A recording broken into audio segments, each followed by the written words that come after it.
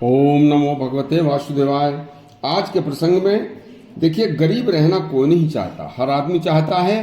कि लक्ष्मी मेरे घर में सदा रहे। आज का यह प्रसंग देव ऋषि नारद व माता लक्ष्मी का बड़ा उत्तम प्रसंग है तथा जो बात देव ऋषि नारद के पूछने पर माता लक्ष्मी ने उन्हें बताई थी, यह बात आज के समय में भी व्यवहारिक रूप से तथा वैज्ञानिक दृष्टि से भी बिल्कुल ठीक है। सुनिए, आज का यह उत्तम प्रसंग सभी को सुनकर अपने व्यवहार में लाना चाहिए। जो व्यक्ति माता लक्ष्मी की बताई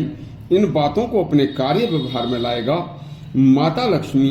कभी उसके घर से नहीं जाएंगी और जीवन सुखपूर्वक बीतेगा। तो सुनिए,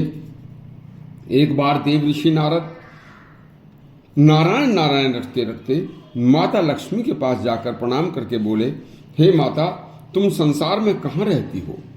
क्योंकि जहां आपका निवास होगा वहां के तो भंडार भरे होंगे और जहां धन होगा वहां तो सुख ही सुख होगा, वहां कष्ट तो होगा ही नहीं। तब माता लक्ष्मी ने कहा, हे नारद, गंदगी वाले स्थान, गंदे मनुष्यों से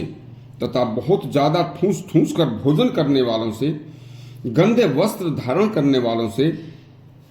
आलसी और परिश्रमहीन पुरुषों से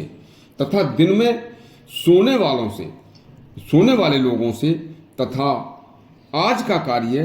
कल के लिए छोड़ने वालों से, ऐसी सोच रखने वालों से तथा अपना कार्य दूसरों पर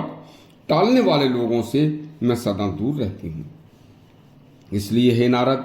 पृथ्वी लोक के रहने वाले जो लोग धन को ही लक्ष्मी मानते हैं और जो लोग कर्महीन हैं, कार्य न करने वाले हैं, आलसी हैं तथा गंदगी भरे स्थान में रहते हैं, जबकि गंदगी अपने निवास के पास से साफ करना मनुष्य का स्वयं का कार्य है और उस जरूरी कार्य की अनदेखी करके गंदगी भरे माहौल में रहने वाले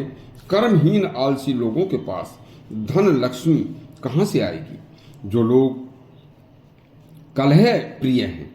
पति पत्नी और परिवारजनों में छोटी छोटी बातों पर कलह रहती है तथा पति पत्नी पिता पुत्र माता आदि सभी एक दूसरे से जोर जोर से बोल बोल कर झगड़ा करते हैं तथा जो अपनी गलती की अनदेखी करके दूसरों की निंदा करते हैं,